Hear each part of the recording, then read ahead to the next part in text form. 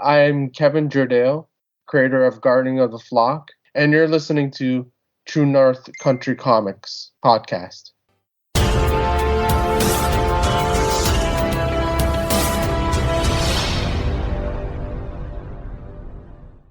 Welcome to the True North Country Comics podcast, dedicated to promote Canadian comic book and graphic novel creators and supporters. I'm John Swinimer.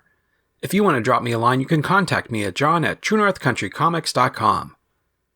On this episode, I chat with Keven Jordao about Guarding of the Flock. This podcast is available on Apple Podcasts and Google Podcasts. It's also available on the True North Country Comics channel on YouTube. I invite you to like and subscribe. Keven is an illustrator from Toronto, Ontario. He studied at Sheridan College for Art Fundamentals, Mohawk College for Comic Design and Scripting, and Maximut for Sequential Illustration.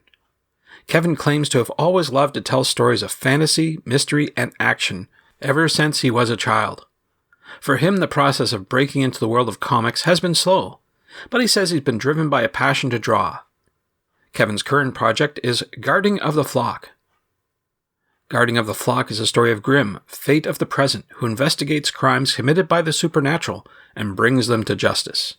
And so, without further ado, here's my chat with Keven Jordao about Guarding of the Flock. Keven Jordao, thank you very much for taking time to chat with me. No problem. I appreciate your time. What I usually do is ask the creator about their first comic book. So I'm wondering if you remember, what was the first comic book that you read? Oh, I don't know. I think it was Spawn, actually, by Todd McFarlane. But that was when I was a child. I can't really remember the exactly first one, but that's what I'm recalling right now. Sure. It was a random issue. I know it wasn't number one because I was too young when number one was out. So it must have been maybe in its, I don't know. I would have to go dig. Right. Yeah. Well, certainly that's something to be reading Spawn at that age that would inspire you to create. And that leads me to my next question as to who or what inspires you to create today? Today, there's a long list, but I would say Jack Kirby and Will Eisner is the top influencers right now. Inspiring me to actually write and create today. If there was ever a Mount Rushmore of creators, it would be Kirby and Eisner up there for sure. Mm-hmm. For sure. Good stuff. Well, we're here talking about your current project, Guarding of the Flock. And I'm wondering if you could tell me a little bit about the story and maybe what inspired you to create it. Starting with Guarding of the Flock, what it's all about is it follows the Grim Reaper, Azrael, into investigations, murder, mysteries. And the first one, Soul Grinder, which is the first volume that I'm working on right now, is about a drug, the Soul Grinder drug, that's being distributed out in the public. And Grimm finds out that this is causing an issue and that souls are being actually taken, and so are hearts and brains. So he goes out and investigates these long list of murders, and he finds out that little ties that will be in his past as well. It links to other things as well, but I'm mainly going to stay with that.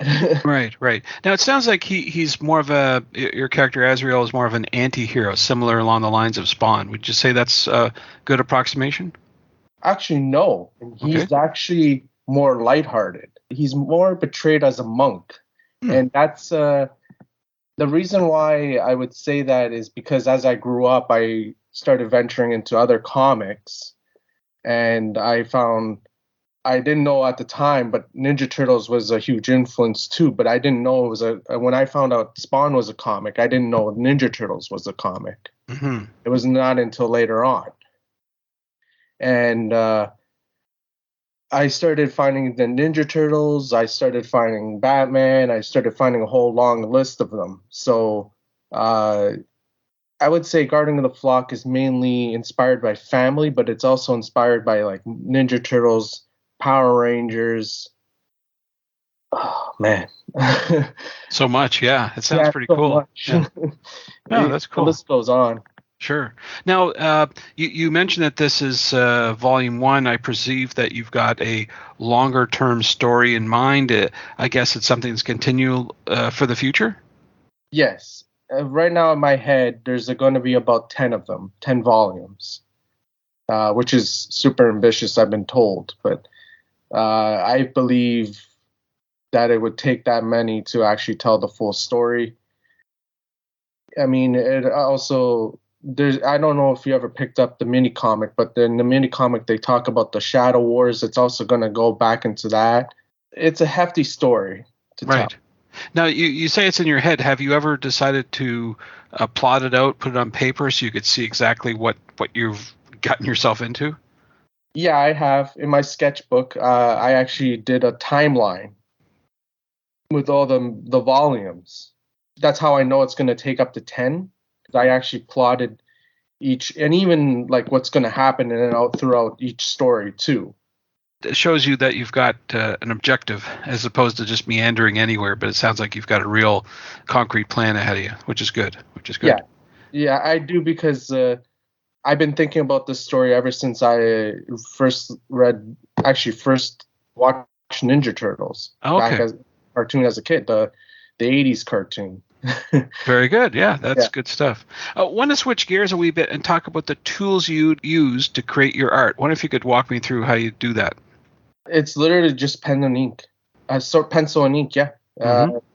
it's the basic tools. I use an HB pencil for one, and then I use a number 3 pen and a number 1 pen from Stadler, not to be one of Sure. those That to that's your advertise. that's your favorite though.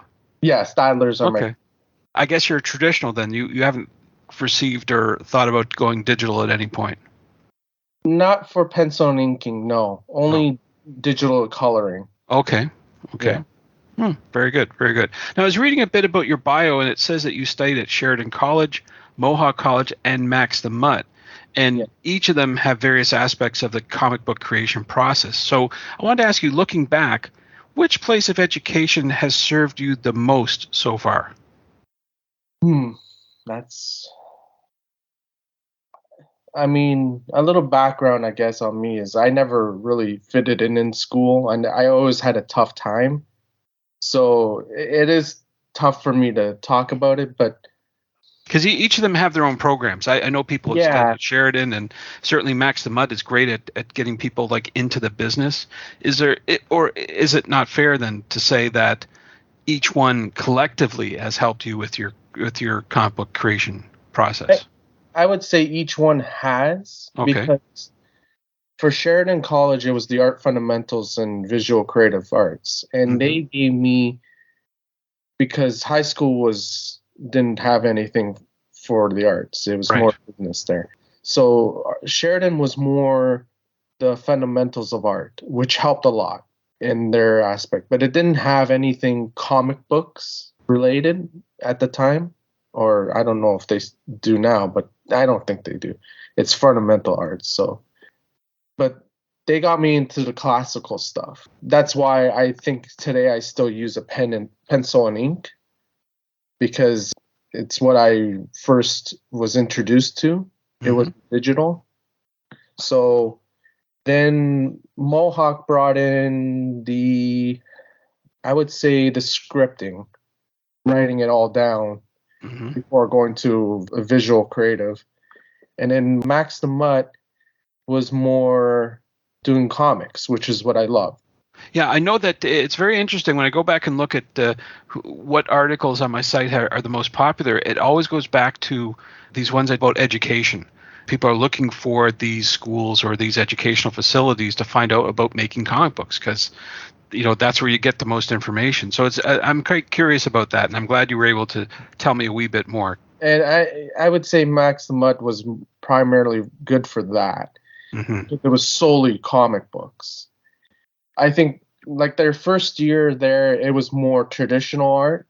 It was the fundamentals of art. But the last 2 years, when I went there, it was 3 years. just to be clear. So the last 2 years that I was there, it was solely comic books. Like I know Concept had painting, and we didn't. For our substitute for painting was inking in the last 2 years. Rather than Concept and animation, they had painting still. Yeah, that was worthwhile. So can I ask you a question then, if I rephrase it? Is, of the three, which one would you recommend someone should go to if they want to get into comic books? I don't know. I guess it's a tie between Sheridan and Max the Mutt, really. Okay. Yeah. Interesting. Okay, very good, very good. Well, we've talked about Guarding of the Flock, but I'm wondering, do you have any other up-and-coming projects that you can talk about? I actually don't have any upcoming projects. It's solely just Guarding of the Flock, really. I thought about doing one story that I was doing when I was at Max and the Mutt, which is The Wandering Knight. I started doing, it's actually there as a sample on my website. I thought about going back and revisiting and actually completing it. And it's actually a story about this wandering knight that he doesn't give anyone his name, but he does all these good deeds. And he ends up fighting a wizard and a dragon as well. And if you ever see the sample, I managed to put the sample 2 scenes in, which is where he stares down a wolf and almost kills the wolf with just fighting it with a sword, and also where he goes and battles a dragon, which is still to this day I get a little hyped up about it. Sure, yeah. So maybe that's something you'll revisit in the future. Yeah, maybe. Yeah. Okay, very good. Now, we first met at the Toronto Comic Con just several weeks ago, and it seems like there's more opportunities, events coming up in the future. I'm wondering, do you have any plans for future conventions or festivals later on this year? Only Fan Expo, because I'm still a little starting off, so I don't have that much money and fandom to go around. So I think only Fan Expo for now. Right. How about visiting, though? You're planning any plans to visit any as an attendee? I used to when I was younger.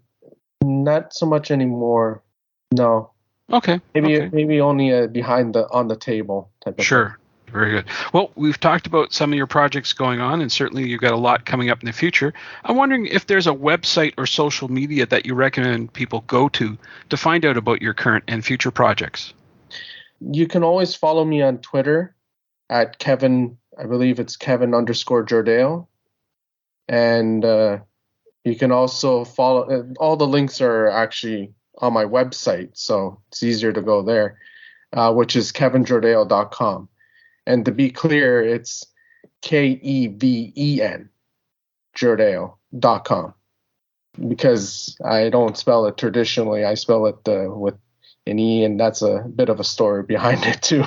Okay. Thanks to Keven for the chat.